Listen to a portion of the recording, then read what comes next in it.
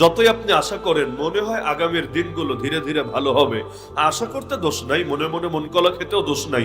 লেকিন বাস্তবতা হলো যতদিন যাবে পরিস্থিতি ভালো হবে না, বরং আরো খারাপ থেকে খারাপ হতে থাকবে।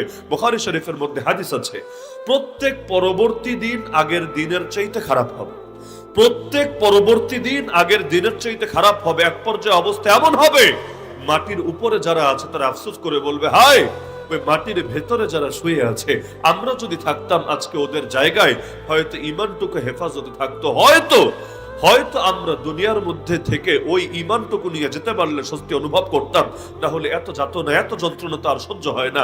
ইমান হুমকির মুখে পড়েছে, নিজেকে নিরাপদ তো ভাবতে পারছি না। তাহলে এই রকম অবস্থা হবে। হ্যাঁ, এই হাদিসটা শোনার পরে একজন ইমামকে তার শাগরেদ প্রশ্ন করলেন যে, হযরত, যদি এটাই বাস্তব হয় যে প্রত্যেক পরবর্তী দিন আগের দিনের চাইতে খারাপ হবে, তাহলে ইয়াজিদের মতো খারাপ শাসকের পরেও তো ওমর বিন আব্দুল আজিজ রাহমাতুল্লাহ আলাইহির মতো ভালো শাসক এসেছে। তাহলে আমরা কি বাস্তবতা বিশ্বাস করব নাকি নবীর হাদিস বিশ্বাস করব? কারণ যা চোখে দেখি এটা অবিশ্বাস করা যায় না, আর নবী যে মেসেজ দিয়েছেন সেটাও ভুল হতে পারে না।